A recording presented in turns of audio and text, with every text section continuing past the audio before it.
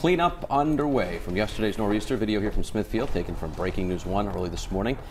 See the snow. Look at what it's doing to those branches, weighing them down. Heavy, wet snow fell overnight. And here's a live look at the roadways right now. Most of the main roads, they're just fine. They've been plowed and they're fairly dry, but you have to be careful on the side roads and secondary roads this morning. We have had reports of trees and power lines down, and if you're on an intersection without power, that could present a problem, so be careful. In Massachusetts, Governor Baker has announced that all state offices are closed to non-emergency state employees. And we're bringing you pinpoint weather team coverage this morning.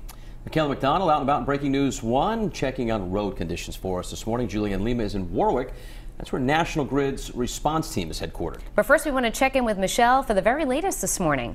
Well, conditions across Rhode Island are improving. Same can be said for Fall River and New Bedford. But if you're heading east of that, up towards Boston to Plymouth to Cape Cod, there's still some pretty good banding of snow here. You see those darker shades of blue showing up right along 128 in the Boston suburbs, all the way down across and east of 495. That's where we're seeing reduced visibility, some additional snow accumulations possible. This will gradually shift to the north and east, so moving away from our area. We picked up anywhere between 6 and almost 13 inches of snow from Providence and points north and west, much less as he headed south and east of that. So places like East Providence outside our studios, only a few wet inches of snow.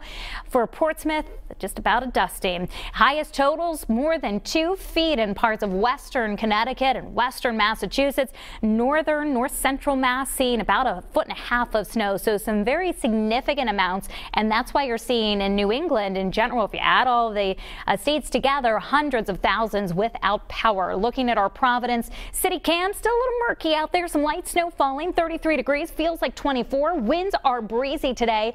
The strongest winds, though, have moved out. We're still going to see some gusts over 30 and possibly to 40 miles per hour this morning. Highest risk of those stronger wind gusts are in eastern Massachusetts. The winds will stay busy through the day. I don't expect to see any significant additional power outages, though, for our area. Getting the kids ready for the bus stop, I recommend snow boots or rain boots because it is a sloppy mess. Temperatures make it to the lower 40s this afternoon. The full futurecast is coming up in just a few minutes. We'll talk about the weekend and whether we'll see another storm next week.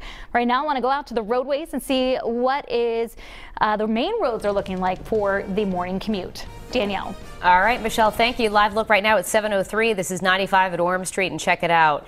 Not looking bad at all. Traffic moving fine, both northbound and southbound, and the roadways are clear.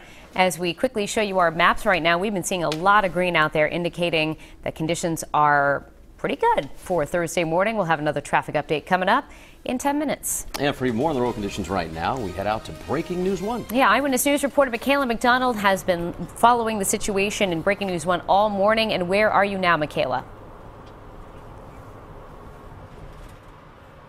Good morning. Right now we are on Route 6 East heading towards Providence. I'll give you a look at what we are seeing out on the roads right now. Most of the main roads and the highways have just been wet. We have seen a few of the side streets have been snow covered this morning, but we've seen plows pretty much everywhere that we've been this morning, working to clear things before people head out to work and to school. A number of school delays coming in this morning. As far as your other methods of transportation, Amtrak announced that they would be operating on a modified schedule today, but the MBTA says that the commuter rail will be running on a normal schedule, but the Worcester line had approximately 30 trees fall on tracks, so crews were working to remove those overnight. And RIPTA is reporting delays in Narragansett due to street flooding near Scarborough Beach. And earlier this morning, we saw plow trucks out clearing the runways at TF Green Airport.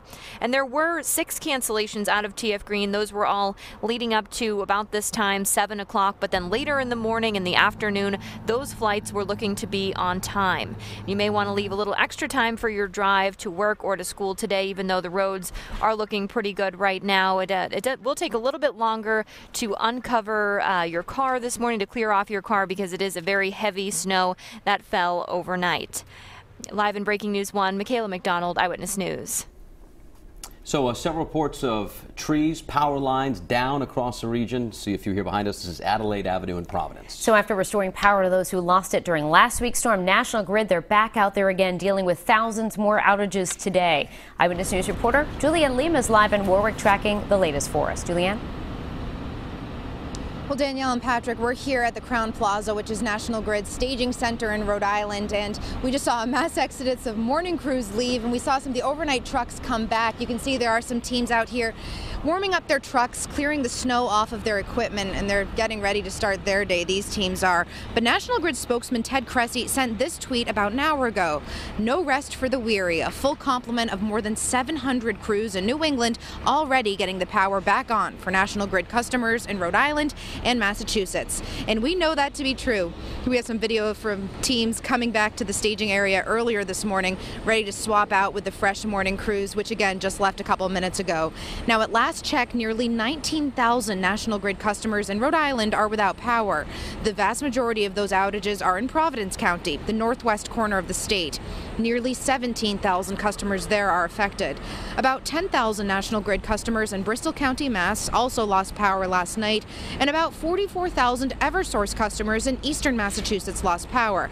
That includes thousands on the coast and in Cape Cod, and that number is actually down 5,000 from about an hour ago. Now, we do have some good news for Southeastern Mass TMLP customers. None of you appear to have lost power last night, so again, good news there.